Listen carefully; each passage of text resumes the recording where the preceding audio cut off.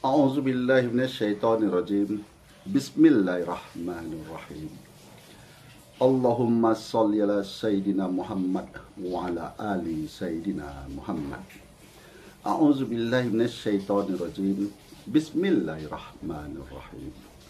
Rabbi sadri sadri wa yassirli amri wahlul 'uqdatam min lisani yafqahu qawli. Assalamualaikum warahmatullahi wabarakatuh. Sahabat-sahabatku, saudaraku, dimanapun Anda berada, saya ucapkan terima kasih kepada saudaraku yang mengunjungi channel saya ini, channel Renungan Kehidupan. Nah, saudaraku, yuk mari kita simak cuplikan video berikut ini. Kafilah-kafilah yang sedang berjalan, ketika beliau mendengar datangnya seorang Rasul dan turunnya wahyu, langsung beliau cepat-cepat merapat ke Rasulullah dan menyampaikan kepada Rasulullah, "Ya Rasul, ana siap masuk Islam, tapi ana nggak bisa berhenti kerja karena kerjaan ana masih jadi perampok."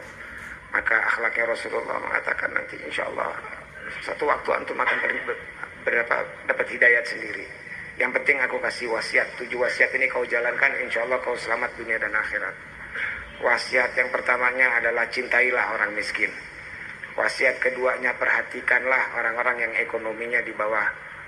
Yang ketiga, jangan pernah putus silaturahmi. Yang keempat, banyak-banyak membaca la haula wala quwata illa billah. Yang kelima, katakan kebenaran walaupun pahit ke dalam dan pahit keluar. Dan keenam, jangan pernah bangga dengan pujian dan jangan pernah sedih dengan cacian. Dan yang terakhir, jangan pernah mengemis. Jadi secara langsung Rasulullah meridhoi kerjaan merampoknya, walaupun itu tidak dihalalkan, namun lebih afdol merampok dibanding mengemis. Rasulullah meridhoi kerjaan merampoknya walaupun itu tidak dihalalkan, namun lebih afdol merampok dibanding mengemis. Lebih afdol merampok dibanding mengemis. Karena kita harus bangga mempunyai nabi atau panutan kita atau rasul kita, semulia-mulianya makhluk Allah. Maka kita jaga kemuliaannya beliau dengan bertindak selalu dengan kemuliaan. Alhamdulillah, saya sudah sebulan ini paling sering diundang di daerah Tangerang dan sekitarnya.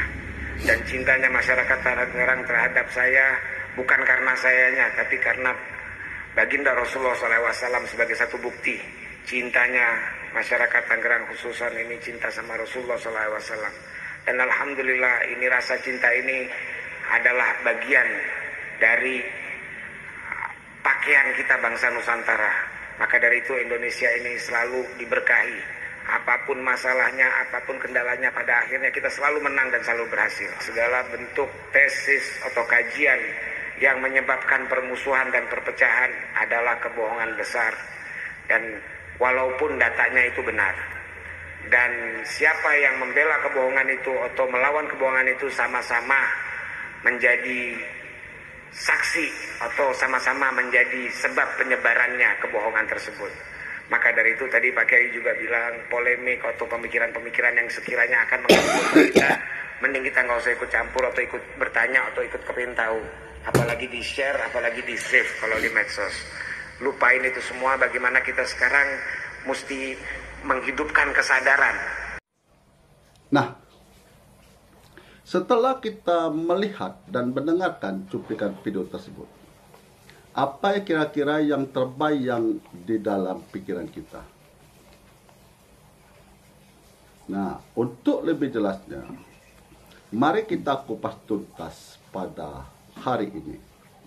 Karena ceramah ini bisa merusak generasi muda. Kenapa? Nah, jangan lupa membawa lampu atau obor atau pelita untuk menerangi jalan-jalan kehidupan kita ini sampai datangnya perjanjian kita yang disebut dengan meninggal dunia. Saudaraku, sahabat-sahabatku dimanapun Anda berada, di sini beliau menyebutkan bahwa merampok itu lebih diredoi oleh Nabi kita, Rasul kita Nabi Muhammad Sallallahu Alaihi Wasallam daripada mengemis. Ini kalau disampaikan dengan pemahaman atau pengetahuan seperti ini, tidak usah pemahaman, pengetahuan seperti ini, itu menyebabkan daerah-daerah yang mengundang Habib ini akan merubah para pengemis-pengemis akan menjadi perampok-perampok. Karena merampok lebih diredoi daripada mengemis. Jadi siapapun yang mengundang Habib ini akan merubah daerahnya yang tadi adanya pengemis, akan hilang pengemis, maka akan timbullah perampok-perampok. Nah, apakah benar demikian? Yuk kita renungkan dan kita pikirkan. Kalau kita ambil hadis yang diriwayatkan oleh Abdullah bin Umar bahwa Nabi bersabda, tidak henti-hentinya salah seorang di antara kalian meminta-minta hingga ia bertemu dengan Allah dengan wajah tanpa daging. Jadi kalau wajah itu tidak berdaging, berarti wajah kita ini wajah tengkorak, tidak mempunyai mata, tidak punya hidung, tidak punya mulut, ya kan? Karena tidak berdaging. Kalau sudah tidak berdaging berarti tidak berkulit. Kalau sudah tidak berdaging dan tidak berkulit berarti tengkorak. Begitulah pengemis-kemis. Nah, bagaimana dong perampok? Nah, kalau perampok ini kita lihat lagi di Al-Quran, di surah Al-Maidah ayat 33. Sesungguhnya pembalasan terhadap orang yang memerangi Allah dan Rasulnya dan membuat kerusakan di muka bumi ini. Nah, kerusakan di muka bumi ini apa? Yang disebut dan membuat kerusakan di muka bumi. Satu, dia merusak, menebang tanam-tanaman atau pohon-pohon sehingga timbullah banjir. Tidak lagi penahan air. Sehingga timbullah erosi. Itu termasuk yang merusak permukaan bumi ini. Membuat kerusakan di muka bumi ini. Yang kedua, orang-orang yang menghasut. Menghasut untuk saling berkelahi. Untuk saling memutuskan silaturahmi. Menimbulkan permusuhan. Ini pun termasuk orang yang membuat kerusakan di muka bumi. Karena ini tadi adalah pengemis, tentu kita cari lawan daripada pengemis. Nah, jadi yang membuat salah satu juga yang disebut dengan membuat kerusakan di muka bumi adalah perampok. Nah, kan terkaitkan dengan yang diceramakan Habib ini. Perampok kalau dianya di daratan, kalau di lautan disebut penyamun. Nah, yuk kita pahami dulu apa sih perbedaan daripada perampok dan pengemis, dan apa pula persamaannya. Pengemis mengambil hak seseorang yang orang yang mempunyai barang tersebut, yang mempunyai hak atas barang tersebut, memberikan dengan sukarela. Jadi di sini pengemis itu mengambil hak orang lain, tapi dengan sukarela. Perampok mengambil hak orang dengan paksa dan dengan jalan kekerasan, bahkan menimbulkan pembunuhan. Nah, apa sih bedanya?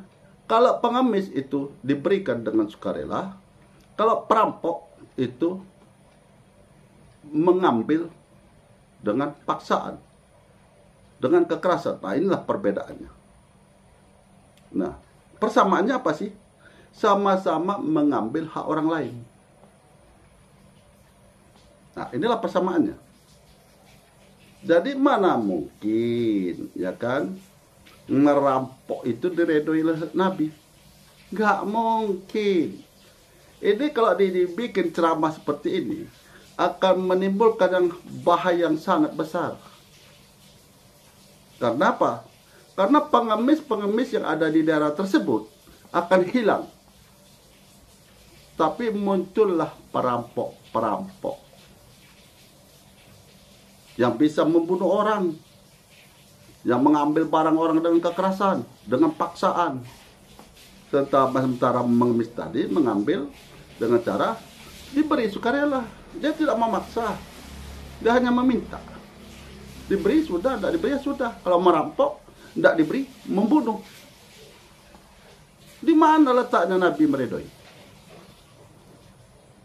Nah, hukuman terhadap orang-orang merampok menurut agama Islam, yang pertama, yang bersangkutan itu dibunuh. Yang kedua, itu dipotong tangannya secara bersilang dengan kakinya. Kalau yang dipotong tangan kanannya, maka yang dipotong kaki kirinya. Dipotong secara bersilang. Yang ketiga, dihukum masuk penjara. Makanya, kalau kita lihat dan kita buktikan kebenaran dari Al-Quran tersebut, bagaimana kalau ada perampokan disertai dengan pembunuhan? Maka hukum maksimalnya hukuman mati. Nah, kalau dia merampok tanpa adanya pembunuhan, maka hukumannya penjara. Benar. Kalau pengemis, mana ada yang pengemis yang di penjara? Tak ada. Nah, di sini sahabatku, saudaraku, dimanapun Anda berada, perintah Allah dalam Al-Quran, berpikir dan renungkan. Dan nasihat daripada Ali bin Abi Thalib radhiyallahu anhu adalah, janganlah engkau lihat siapa yang menyampaikan, tapi lihatlah apa yang dia sampaikan. Nah, seperti ini. Ceramah yang seperti ini yang mengatakan bahwa merampok itu lebih diredoi daripada mengemis. Nah, inilah kelebihan daripada Ali bin Abi Thalib radhiyallahu anhu. Dia sudah membayangkan kondisi kita sekarang ini, maka dia berikan nasihat. Nanti kita kupas tuntas masalah Ali bin Abi Thalib radhiyallahu anhu dan kenapa kita harus berpegang kepada nasihatnya. Nanti kita kupas tuntas pada video-video berikutnya, kalau kita rasakan perlu. Nah, yang kedua, di dalam ceramahnya juga dia itu menyinggung masalah tesis daripada Kiai Haji Imanuddin. Tesis atau kajian daripada Kiai Haji Imanuddin yang mempersoalkan daripada nasab Ba'alawi. Berdasarkan penelitian beliau secara ilmiah, secara sejarah, menyatakan bahwa nasab Ba'alawi ini tidak tersambung kepada Rasul. Itu berdasarkan penelitian beliau. Dan beliau tidak menutup kemungkinan apakah nasab Ba'alawi ini memang tersambung. Beliau tidak menutup. Kalau memang tersambung, beliau meminta bukti. Buktikan secara kitab, sejarah yang sejaman. Wajar dong yang sejaman. Seperti kita hidup sekarang ini, yang sejaman dengan kita. Maka itu akan dikenang orang sejarah buku catatan dia itu. Jadi yang nggak dicari itu yang sejaman. Kalau beda zaman udah pasti ada kotak-katik, ada mekanik di dalamnya.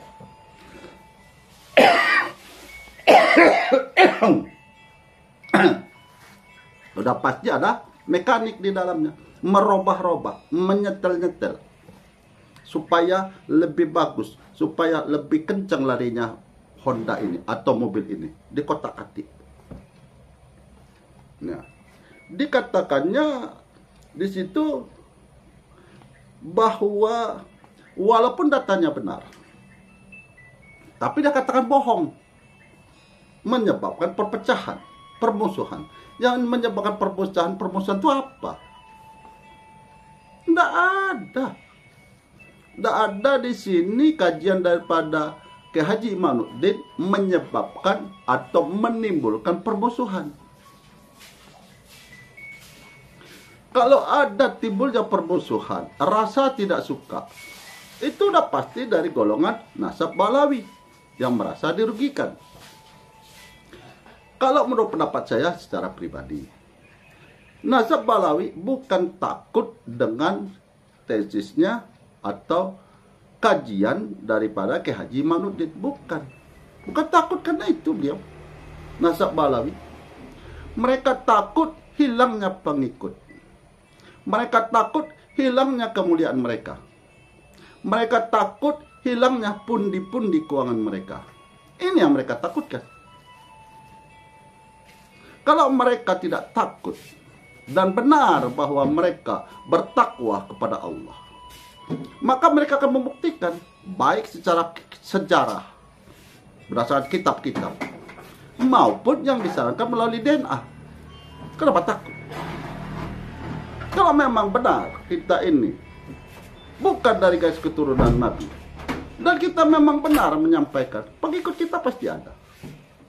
Karena yang memberikan kemuliaan kepada seseorang bukan manusia, tapi Allah yang maha besar, Allah yang maha kuasa yang memberikan kemuliaan terhadap orang tersebut. Nah, jadi kenapa takut? Jadi berdasarkan penelitian Kiai Haji Imanuddin, itu tidak menimbulkan perpecahan, tidak menimbulkan permusuhan, tidak merugikan siapapun. Karena beliau tidak menutup segala kemungkinan. Kalau benar, buktikan.